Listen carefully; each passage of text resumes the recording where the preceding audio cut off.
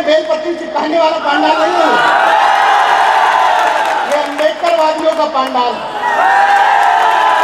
इसलिए इस पंडाल में जितने हमारे बहुजन भाई आए हैं वो कम से कम यहाँ से जा करके तय कर लें, आज के बाद अपने मोहल्ले, गांव और आस पड़ोस में ये मानना बंद कर देंगे कि कोई भी समाज हमसे ऊंचा या नीचा। अगर इतना भी ना कर पाओ तो फिर उन पंडालों में जाओ, वो पंडाल तुम्हारे लिए ठीक है जहां पर्ची फर्ची वाला सिस्टम चलता है। और इन पंडालों में आए हो, अगर इन पंडालों में आए हो तो कम से कम इतना क्लियर तो हो ही जाओ। अब मैं जल्दी बात खत्म करूंगा क्योंकि 2 वक्ता है मेरे बाद। महाराज सिंह भारती ने क्यों कहा कि मुझे 10 लाख रुपए थे, क्या नहीं कर रहे हैं? और दूसरा सवाल है, मैं इसलिए इस बात को कह रहा हूँ, समय कम है लेकिन मैं इस बात को कह रहा हूँ कि अनु भाई बच्चों में टोल लेंगे कि आज इस सम्मेलन के हमारे नेता चंद्रशेखर आजाद जी क्या सदन में है। आज चाहे भीमा कोरेगांव का सवाल हो, चाहे 2 अप्रैल 2018 में जो दलित भाई मारे गए उनका सवाल हो, चाहे अकबर नगर का सवाल हो, तमाम सवालों पे आज बात हो रही है। लेकिन इसी उत्तर प्रदेश में जब योगी गवर्नमेंट आती है 3500 दरोगाओं की भर्ती होती है और 800 SC/ST जो वैकेंसीज होती हैं उसमें भर्तियां नहीं होती हैं और कहते हैं कि नॉट पार्टिसिपेबल। यही लोग हैं ये कहते थे ये लोग अवेलेबल नहीं है, मतलब ये लोग पहुंच नहीं पा रहे हैं। और अब आप कह रहे हैं नॉट पार्टिसिपेबल। आप लगातार जब इसी देश में हमारा भाई रोहित वेमुला हैदराबाद यूनिवर्सिटी में जो पढ़ते थे उनकी सांप्रदायिक हत्या की गई, इसी देश में नजीब नाम का लड़का जेल से गायब कर दिया गया। आज दलित ओबीसी माइनॉरिटी के लोग हैं। कार्यक्रम आयोजकों का शुक्रिया, इस बेहतरीन और जानदार कार्यक्रम में मुझे मुख्य वक्ता के रूप में आपने आमंत्रित किया। उससे भी ज्यादा शुक्रिया फतेहपुर की इस बहुजन एकता को कायम करने वाली जनता का, क्योंकि मैं लगातार इस कार्यक्रम में इन्वॉल्व था तो मैं इस जनता की तरफ से उन नफरतवादियों को संदेश देना चाहता हूं कि अभी तो परिंदे शुमार करना है, फिर हम बहुजन बताएंगे कि किस किस पे वार करना है। अभी तो परिंदे शुमार करना है, फिर हम अम्बेडकरवादी मिलकर बताएंगे कि किस किस पे वार करना है। बड़ा गुरूर है विरोधियों तुझे, मगर हम सब कुछ रह के दरिया को पार करें। और एक संदेश और दे देता हूं, वैसे मैं देता नहीं हूं, लगा के देख लो जो भी हिसाब बनता हो, हमें हटा के तुम गिनती में रह नहीं सकते।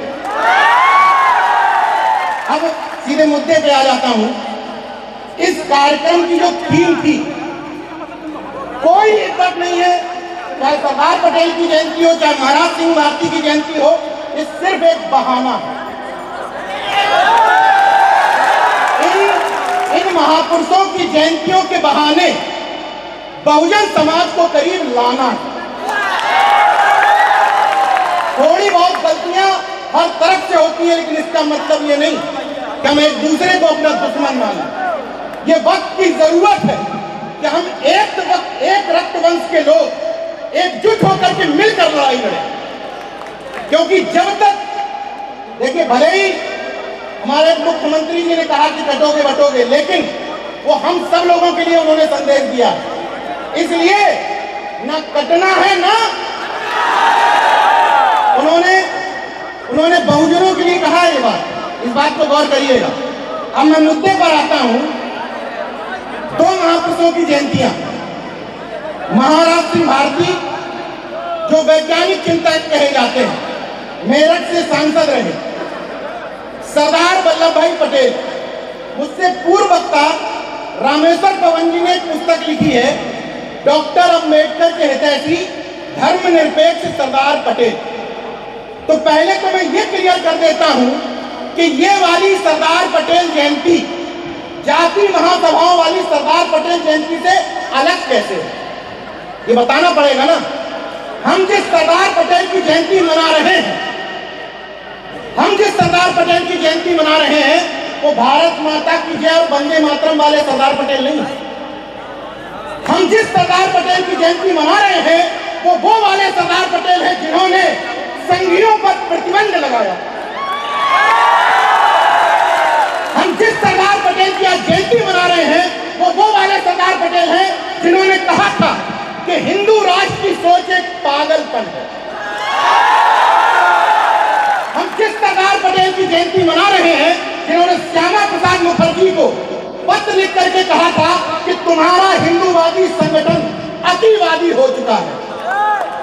हम उस सरदार पटेल की जयंती मना रहे हैं। जरा सोच करके देखिए, बाबा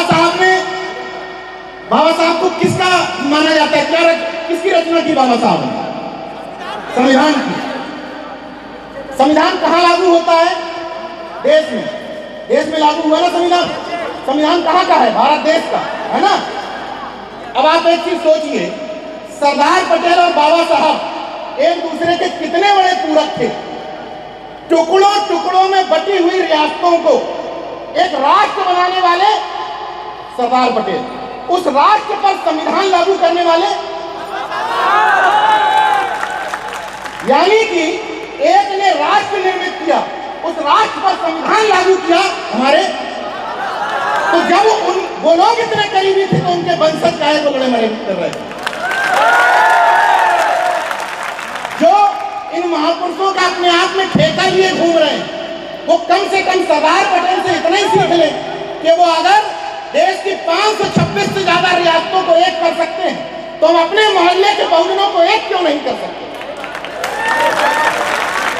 और जिन समाजों को एक गलत फहमी है, नाम के वादे में छत्री लगा करके, कुर्मी छत्री, यादव छत्री, मौर्य छत्री और निषाद भी है जल पछाड़ छत्री, और एक आध को बैकवर्ड और एससी में ब्राह्मण भी है। तो उस छत्रित्व का मतलब पता क्या है? जितने हमारे पिछड़े वर्ग के तथाकथित छत्री यहाँ बैठे हैं, उनको बताना चाहता हूं कि वो छत्रित्व का मतलब खेतों में काम करने वाले कमजोर को सताना नहीं है। उस छत्रित्व का मतलब है कि तुम अपने कमजोर वर्ग के भाइयों के साथ सीना तान के खड़े हो जाओ कि मेरे रहते हुए तुम्हारी हिम्मत कैसे हो गई मेरे भाई को परेशान करने। जिस दिन तुम्हारा छत्रित्व कमजोरों की रक्षा में काम आएगा, उस दिन मैं मान लूंगा कि तुम छत्री हो। बाकी खोखला छत्रित्व है तुम्हारा। वो फर्जी छतरी लगाने का कोई मतलब नहीं जब तक कमजोरों की रक्षा के लिए तुम्हारा। अच्छा, छत्रियों से एक मेरा और निवेदन है, अगर भारत के वर्ण व्यवस्था में ट्रांसफर लेने की पद्धति है कि भाई कोई शूद्र से छत्री हुआ घूम रहा है ना, कोई वैश्य से ब्राह्मण बना घूम रहा है, तो अगर ट्रांसफर ही ले रहे हो, नहीं, अगर ट्रांसफर ले रहे हो तो शूद्र से छत्री क्यों बन रहे हो? क्यों कह रहे हो कि हम दोयम दर्जे के हैं वर्ण व्यवस्था में? शूद्र से घोषित है तो हम ब्राह्मण। भाई छत्री पहले ही क्यों स्वीकार कर रहे हो कि हम दोयम दर्जे के हैं? अगर ट्रांसफर लेने की पद्धति है तो कह दो भैया कुर्मी ब्राह्मण, यादव ब्राह्मण, मौर्य ब्राह्मण। जब ट्रांसफर ही हो जाता है तो इसलिए नकली छत्रित्व में मत जियो, गर्व करो तुम जो भी हो। और अगर वास्तव में इस पर तुम्हें गर्व करना है तो कमजोरों की रक्षा करने के लिए मददगार बनो। अब महाराज सिंह भारती पर आता हूं। आज के कार्यक्रम में फिलहाल मंच पर दो लोग ऐसे हैं जो राजनीति में फिलहाल हैं। बड़े भाई चंद्रशेखर आजाद जी सांसद हैं, आर.के. वर्मा जी विधायक हैं, और कोई सक्रिय राजनीति में नहीं।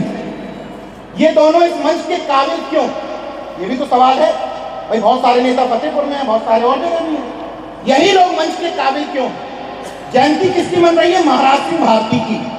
महाराज सिंह भारती ने सांसद रहते हुए, जिस पद पर आप चंद्रशेखर आजाद जी सांसद रहते हुए सदन के अंदर खड़े होकर के कहा था, जिस समय सांसद थे, कि मेरे मरने के बाद, मेरे नाम के बाद स्वर्गीय मत लगाना, क्योंकि मैं स्वर्ग नरक में भरोसा नहीं रखता। दूसरा उन्होंने कहा था कि मैं अगर सांसद रहते हुए मेरा मृत्यु भी होता तो 2 मिनट का मौन मत रखना, क्योंकि मैं आत्मा परमात्मा में भरोसा नहीं रखता।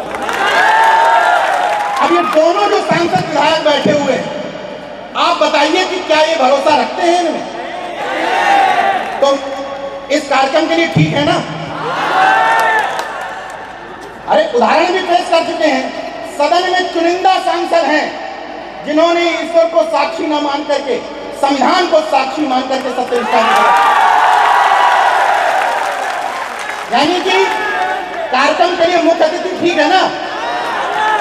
ठीक है। तो मैं महाराज सिंह भारती की अगली लाइन पर आता हूं। उन्होंने समाजवाद के बारे में भी बोला। उन्होंने कहा कि ब्राह्मणवाद का खात्मा हुए बिना समाजवाद देश में लागू नहीं हो सकता। जिस समय हम ब्राह्मणवाद की बात करते हैं उसका मतलब एक जाति से नहीं होता है, ये भी गौर करिएगा। अगर शेड्यूल कास्ट का कोई व्यक्ति ये सोचता है कि फलानी जाति हमसे नीचे है, हम इसके साथ रोटी बेटी का संबंध नहीं बना सकते, ओबीसी वर्ग की कोई जाति ये सोचती है कि फलानी जाति हमसे नीचे है, तो ये उसके अंदर का ब्राह्मणवाद ही है। इसलिए जब ब्राह्मणवाद की बात करें तो बाछे नहीं खिंचानी चाहिए कि किसी एंटीना वाले को गाली दे रहे हैं। ब्राह्मणवाद का मतलब है कि जब ऊपर वाले ने तुमसे कहा तुम हमसे नीचे, तो तुमने क्या किया? उसके खिलाफ लड़ाई नहीं लड़ी, तुमने और नीचे देखा, अच्छा तुम हमसे नीचे तो ये हमसे नीचे, फिर नीचे वाले ने और नीचे देखा, अच्छा तो ये हमसे नीचे, और नीचे नीचे करके ये वर्ण व्यवस्था का क्रम आज भी जारी। इसलिए इस पंडाल में जितने लोग आए हैं, ये पंडाल वो बाबाओं वाला पंडाल नहीं है।